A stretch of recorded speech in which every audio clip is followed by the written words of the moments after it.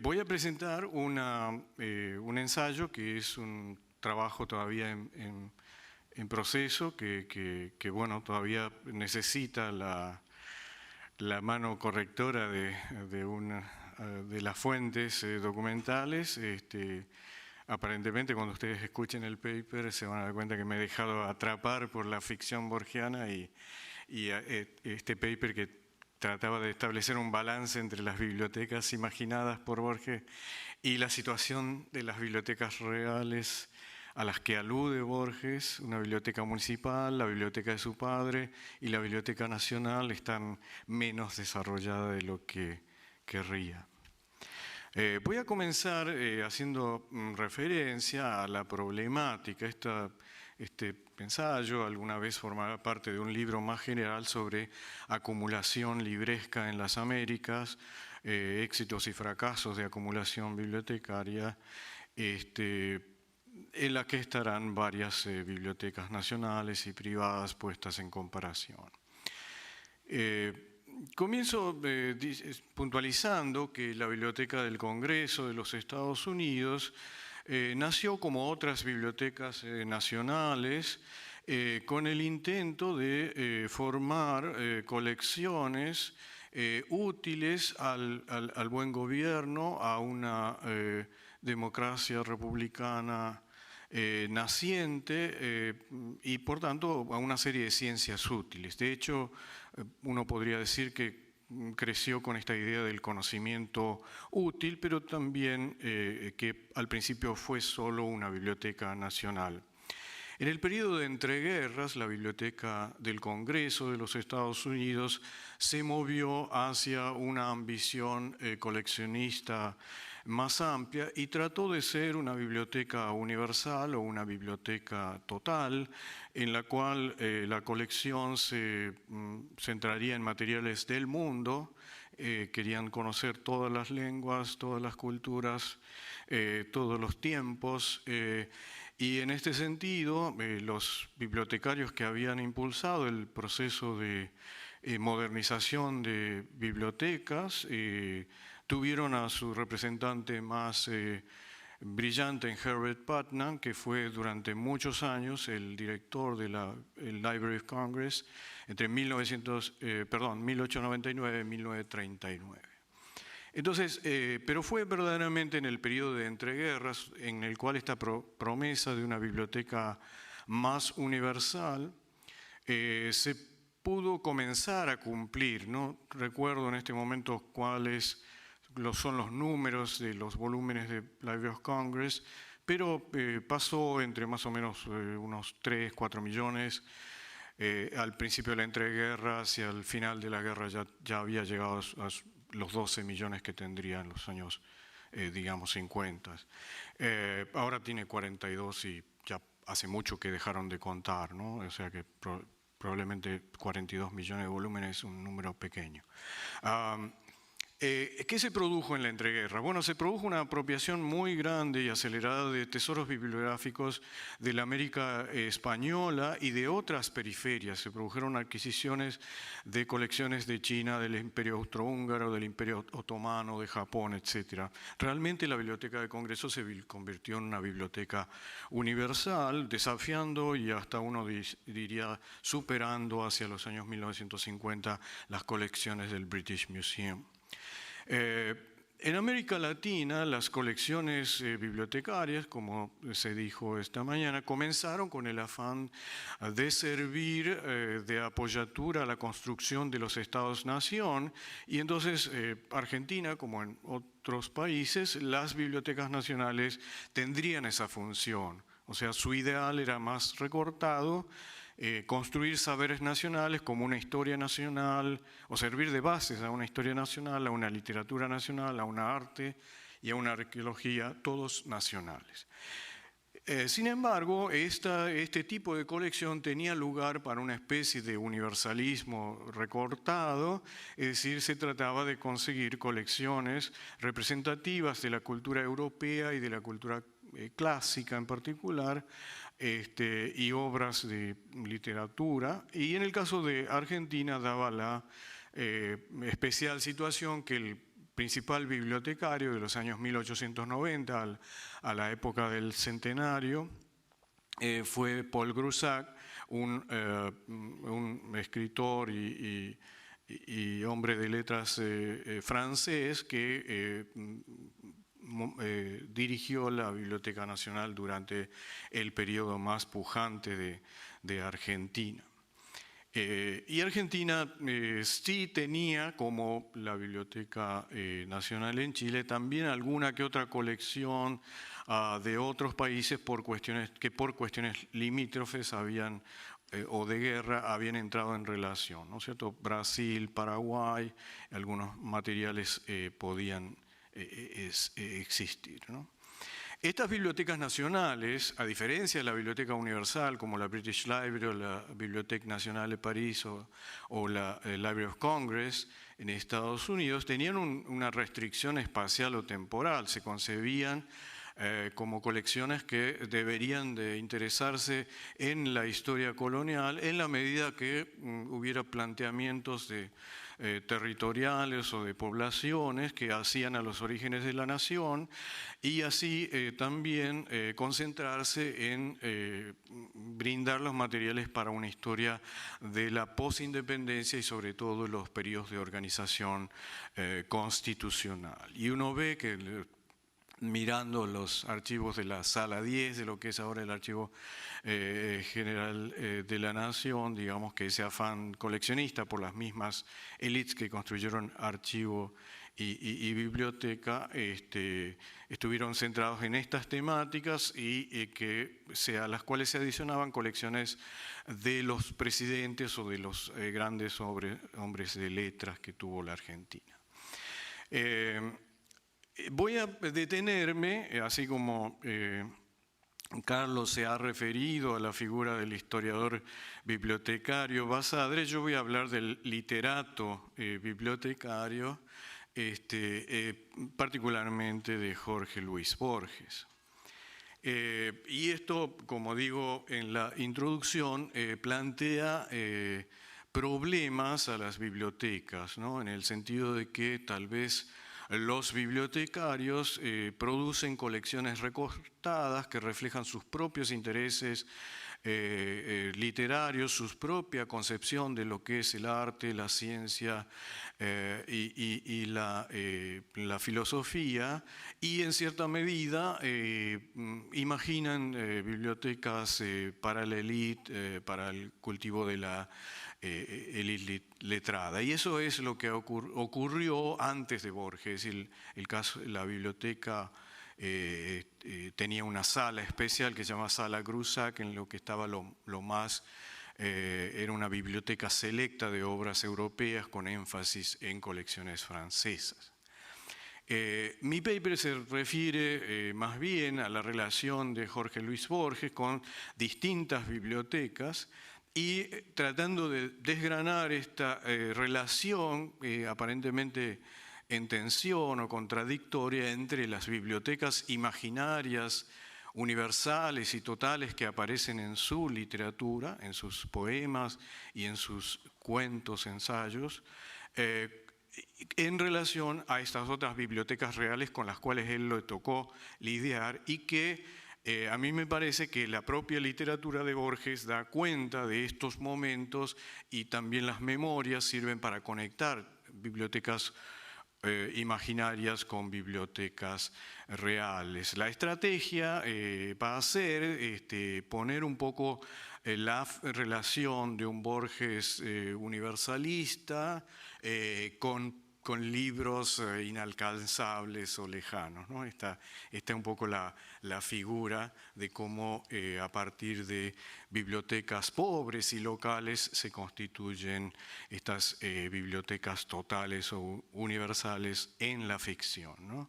Y voy a comenzar con la ficción, es decir, con el cuento de Babel, y aquellos que ya lo conocen, bueno, van a escuchar cosas repetidas, ¿no? Para enmarcar más claramente el problema, partimos de una ficción, el cuento de Borges, La biblioteca de Babel, incluido en su libro Ficciones, de 1944. Y ahí van a ver distintas representaciones de esa biblioteca de Babel, así también como una foto de la pequeñita biblioteca municipal donde trabajó Borges en 1937 al 46, y también algunas fotos de Borges con los libros. En el relato de la biblioteca de Babel, Borges presenta una especie de enigma múltiple, matemático, existencial, astronómico, filosófico, que involucra la humanidad, el universo, el lenguaje, la búsqueda de sentido. El cuento puede leerse como una alegoría de una búsqueda de un lenguaje ideal universal dentro de una biblioteca infinita. Allí se conjetura la existencia de un libro total que contiene los secretos de todos los libros, pero dada la naturaleza infinita de la biblioteca, la ubicación de este libro resulta una imposibilidad.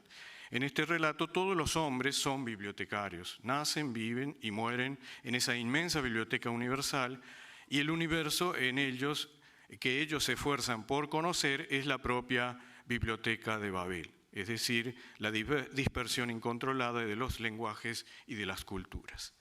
Borges define la arquitectura de esta biblioteca con detalle. Se trata de un sistema de galerías hexagonales. En 4 de los 6 lados de las galerías hay un número fijo de anaqueles que contienen libros todos iguales en dimensión, es decir, tienen 410 páginas con 40 renglones, con 80 letras cada renglón, pero cuyo significado es desconocido para los bibliotecarios hombres que la habitan. Al parecer, todos los libros contienen combinaciones de los 24 símbolos o caracteres, 22 letras del alfabeto, más la coma, el punto y el espacio. Solo raramente estas combinaciones de letras forman palabras y oraciones, y solo algunas de ellas adquieren sentido en el idioma de los bibliotecarios.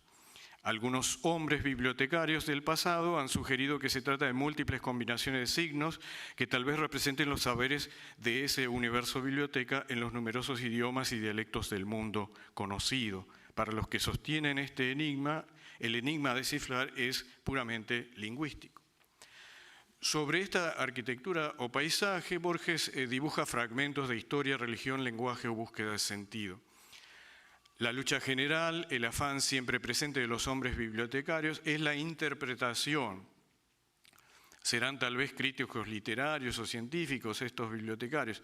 En este escenario, afirmado como infinito, el pasar de una galería a la otra, los senderos se van bifurcando, de modo que si uno dobla siempre a la derecha o siempre a la izquierda, el propio recorrido se vuelve hexagonal. En el plano vertical existen infinitas redes de galerías hexagonales superpuestas, todas con anaqueles y libros, que están conectadas hacia arriba y hacia abajo por escaleras espiraladas, ¿no? Las galerías aparentemente no son herméticas, de modo que hay barandas y por tanto la posibilidad de caerse al vacío. Los más sabios de esta comunidad de bibliotecarios han imaginado que la forma perfecta de su mundo es una esfera compuesta por hexágonos como sus partículas elementales. Es decir, ellos viven en una construcción que parece una nave espacial, han especulado sobre los límites del universo. Llamemos a estas especulaciones astronomía. Pero en verdad los hombres bibliotecarios se han preocupado más por la búsqueda de sentido, el desciframiento de las palabras, las frases y renglones de los libros, que en la cuestión del espacio. Llamemos a esto lingüística o semántica. Los hombres peregrinan toda su vida por galerías cubiertas de libros, hojeando las páginas de miles de libros en búsqueda de significado. Y la mayor parte del tiempo no los entienden, porque desconocen el código que organiza este caos combinatorio de letras, renglones, páginas, libros y anaqueles. De hecho, Borges afirma desde el principio que el propio universo biblioteca es esférico y a la vez infinito, es decir, una esfera cuya circunferencia no es conocible, y dedica más tiempo a las elucubraciones, teorías y religiones que derivan de ese afán colectivo de interpretación. Todos buscan un mítico libro total, el cual revelaría el significado misterioso de todos los otros libros. Es más, algunos proponen que ya existe un hombre Dios, un hombre divino, que ha encontrado este libro total y que ha afirmado que la biblioteca que todos habitan, es una biblioteca total, es decir, infinita, que contiene todos, pero todos los lenguajes y las posibilidades de enunciación, la historia del pasado y del presente y del futuro. Todo. Aunque nadie ha visto este libro o profeta, la mayoría y el propio narrador afirman que existe tal cosa, que su propio universo es infinito, aunque el lenguaje o los lenguajes que se disponen para darle un sentido son indescifrables. Bueno, este mundo fantástico e infinito habla en realidad de cuestiones mundanas, se plantea como una síntesis de la historia universal en su búsqueda de sentido a través del lenguaje. Es posible también pensar que este universo biblioteca es la literatura, y Borges está hablando de los límites de interpretación o de escribir en relación a un mundo a conocer. Hay aquí peregrinos, inquisidores, oficiales, sectas blasfemas, jefes de sectores, hay encantamientos y desilusiones, hay ideas que se transforman en religiones, hay violencia contra los heréticos y destrucciones masivas del libro. A punto de morir, el autor conjetura que tal vez exista ese libro total y da creencias no solo a la posibilidad de una biblioteca universal total, sino también a la idea de un ser supremo que justifique a esa enorme colección, ¿no? Al final conjetura que, bueno, si la biblioteca está por morir, conjetura si la biblioteca es infinita, bueno, mi cuerpo morirá antes que termine de caer al vacío, ¿no? La caída será infinita. En esa biblioteca, lo corriente y lo normal, curiosamente, en esa biblioteca total, es el disparate. Borges habla de que los bibliotecarios hacen cosas disparatadas, que son bárbaros, algunos de ellos no saben leer. Y dice, el relato concluye, bueno, se dice que la biblioteca total perdurará en el tiempo, aún después que la humanidad de bibliotecarios desaparezca, y que seguirá siempre siendo igual, ilimitada, solitaria, inmóvil, incorruptible, secreta e inútil. Y enfatizo esta palabra inútil, ¿no? Entonces, estos bibliotecarios buscan descifrar un sentido en unos libros que en realidad, si ustedes se han dado cuenta hasta ahora, no son realmente libros, son como guías de números y páginas que tienen códigos que remiten a otros libros, y entonces... bueno, hay una sección, que no quiero alargarme con esto, donde yo me pregunto, bueno, ¿de qué se trata el cuento? Es una especulación sobre los límites de la literatura, es una especulación de la posibilidad de la literatura de replicar al mundo de lo concreto, o hay alguna reflexión sobre la bibliotecología, es decir, sobre la ciencia de ordenar las bibliotecas, ¿no? Tal vez hay un consejo a los bibliotecarios, y en el resto del ensayo hay un intento de ver otros momentos de la literatura borgiana para confirmar esta idea que Borges tiene esta sospecha en contra de la acumulación acumulada del libro como una acumulación vana y sin sentido, cuando en realidad el hombre de letras puede, con unos cuantos buenos libros, imaginarse el mundo, ¿no? Entonces, me parece que lo que está diciendo Borges es que acumular por acumular, en un contexto de lectores semianalfabetos y sin el deseo de instruirse, con bibliotecas centrales o nacionales dedicadas a promover ciertos héroes nacionales, etc., la acumulación de libros carece de sentido. Pero Borges está diciendo algo más, está diciendo que las bibliotecas infinitas contienen los libros verdaderos, pero también los falsos, porque los falsificadores también son escritores y han sembrado las bibliotecas de errores. Entonces hay una posibilidad de que uno al buscar encuentre el error, la falsificación. Y Borges es un maestro en falsificar, digamos, en crear falsas citas. Entonces hay una preocupación por acumular en un mundo que realmente la mayoría no está capacitada para este tipo de interpretación, ¿no? El libro, el ensayo está datado en 1941 en Mar del Plata, aunque está incluido en la colección Ficciones que fue publicada en el 45.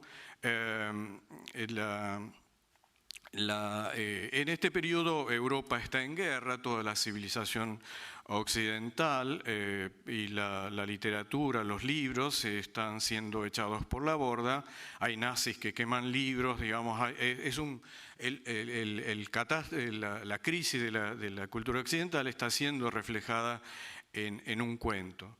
Pero también en ese cuento hay un escritor periférico que piensa el mundo desde Buenos Aires, desde un lugar marginal, desde digamos, de Almagro, en un barrio de Buenos Aires, y mira el arrabal. Este es el Borges que ha pasado un periodo previo escribiendo sobre cuchilleros y desafíos a cuchillo y compadritos y el tango y esas cosas, ¿no?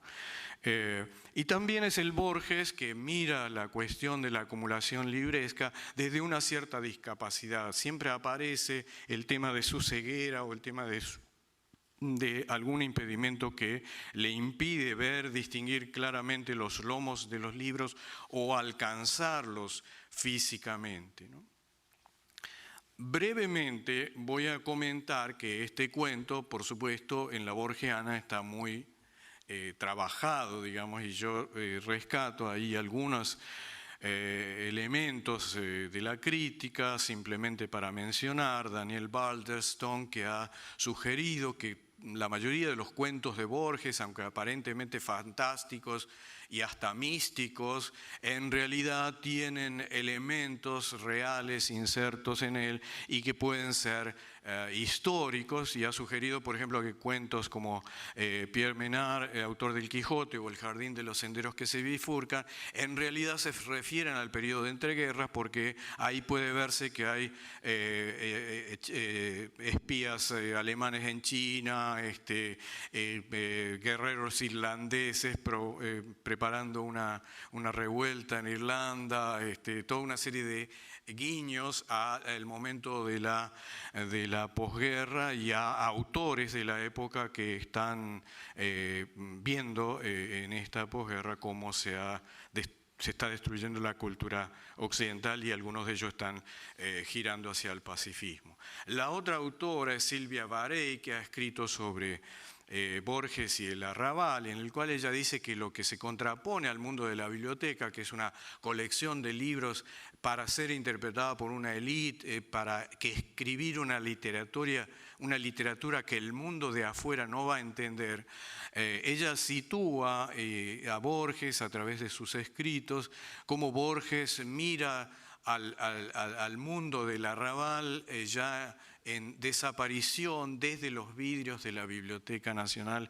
y para ella biblioteca y arrabal son dos metáforas del mundo de la literatura y el mundo de la oralidad, que aunque están cerca, se contaminan y se contagian, pero permanecen en tensión, y los dos son para cualquier escritor mundos desordenados y caóticos que imponen fuertes desafíos de interpretación. Bueno, ya adelanté la tesis, digamos, de que como en bibliotecas pobres, reales, se imaginan, digamos, este intelectual periférico, la biblioteca total o universal.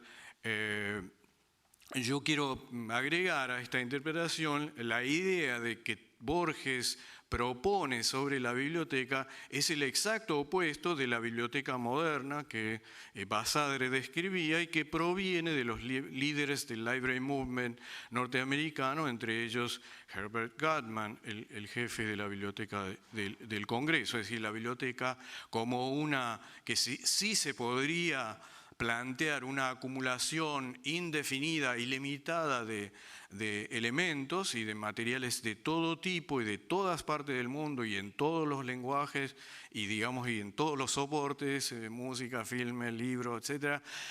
Siempre y cuando se resuelva el problema organizativo de acceso y por eso es muy importante que este movimiento apoye el open access, es decir, que se cataloguen los libros, que se clasifiquen, que haya bibliografías que ayuden al lector, pero también que en una sociedad democrática el lector propio llegue al estante y por ello su movimiento tiene el open access o el acceso irrestricto como una característica esencial. Ya, mi argumento entonces será que la biblioteca imaginada por Borges no es nada parecido, ¿no? Quiero decir también al pasar, porque vos controladme el tiempo, porque me parece que ya me voy a exceder.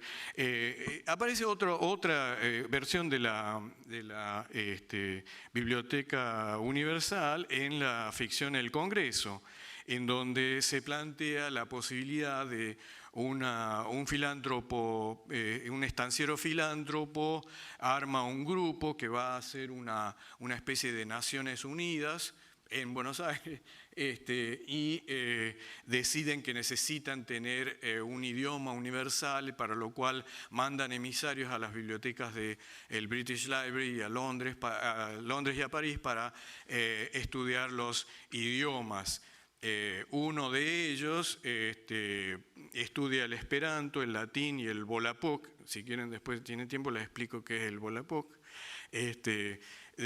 Luego se enamora, el Ferry, el personaje principal, se enamora de una muchacha inglesa y se demora en retornar a Buenos Aires, y cuando retorna a Buenos Aires se da cuenta que ha cambiado el plan. El personaje siniestro de este cuento, Twirl, torcido, digamos, ha decidido que va a ser una biblioteca universal, que ya no es solo la conquista del lenguaje universal, sino que tiene que tener en todas las bibliotecas del mundo, y esto ha producido un caos en la casa del filántropo, que se ha convertido en un lugar intransitable por la cantidad de libros, hasta que el propio Glencoe, que es el filántropo, tiene una revelación y ve que en Buenos Aires está el mundo, digamos que las cosas son en sí el mundo, que las relaciones que hay entre los textos es parecida a las relaciones que hay entre los autos y la gente, los animales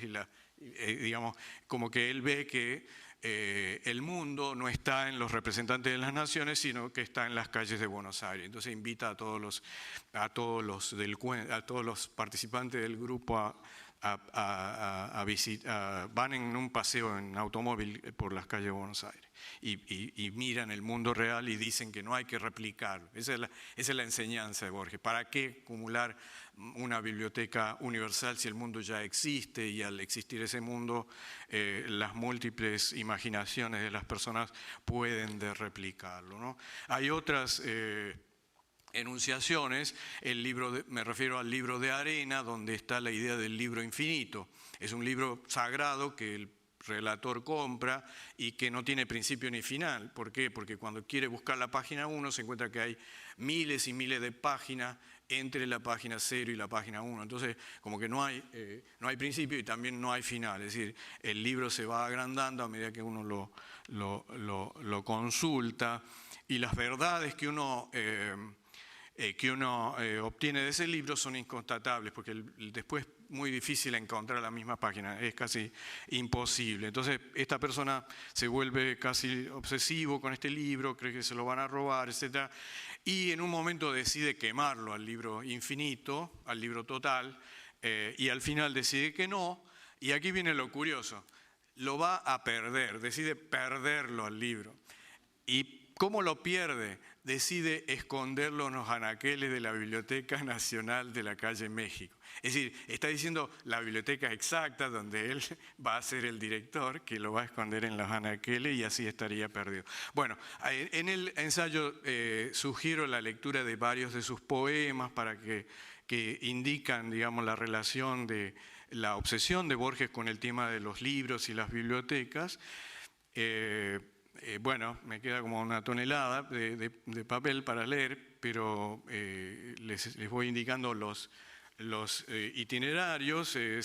Sigo con una lectura de la Biblioteca de la Infancia de Borges, que es una biblioteca de obras inglesas, donde se dice que Borges es un niño y entonces hay ciertos libros que él no puede alcanzar y que sin embargo alcanza o se interesa mucho por las enciclopedias. Y entonces Borges imagina el mundo a través de las enciclopedias y tal vez ahí está su idea de que en las enciclopedias ya está todo, ¿para qué coleccionar tanta cantidad de libros, ¿no? Entonces en la infancia puede haber una clave para entender en la biblioteca paterna, ¿no? Pero ya hay indicaciones cuando él se refiere a la biblioteca de la infancia que hay un orden caótico, desentrañable, que no se condice digamos, con este orden que él busca en la literatura.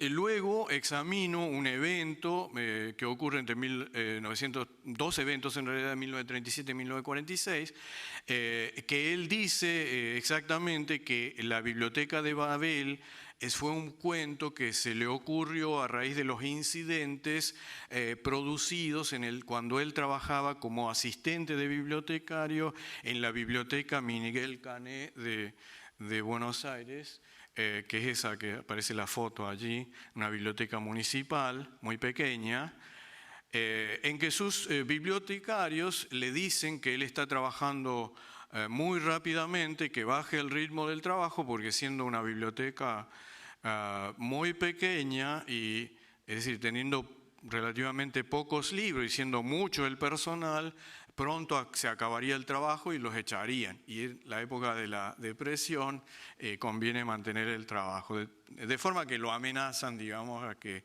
se deje de embromar, ¿no? Y de esa biblioteca, él dice que la gente, los bibliotecarios son gente vulgar, sin ambiciones, hablan solo de la carrera, de fútbol y de sexo, y entre ellos, entre los bibliotecarios, hay un compadrito, un personaje que se bate a cuchillo, que tiene una cicatriz en el pecho de haber combatido con otro hombre, y que de hecho viene al trabajo con un revólver en el cinto. Entonces, bueno, Borges está medio atemorizado de trabajar en tal lugar. Y entonces Borges tiene un aprendizaje subalterno, decide que va a hacer lo que le dicen y entonces dedica la primera hora a catalogar y el resto del tiempo a la lectura, es decir, a su propia lectura, y se va al sótano para que lo moleste. Y ahí dice que lee a Gibbon, que lee las memorias de Vicente Lucio B. López, que lee a Grusac, que lee a Bernard Shaw, y más adelante en la vida va a ir conociendo a la Divina Comedia y otras obras. De hecho, él confiesa ahí que la Divina Comedia la leyó en el tranvía, en el viaje al trabajo en la biblioteca, ¿no? Pero curiosamente, a partir de 1838, cuando Borges tiene una enfermedad que lo deja bastante débil, gracias.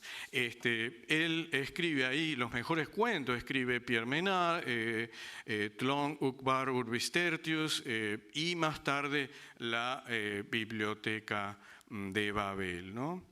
Entonces, mi sugerencia es que este periodo de una biblioteca pobre, municipal, con estos empleados molestos que le dicen que él se cree un escritor, que él se cree diferente, etc., y que hablan solo de carreras, de fútbol y de sexo,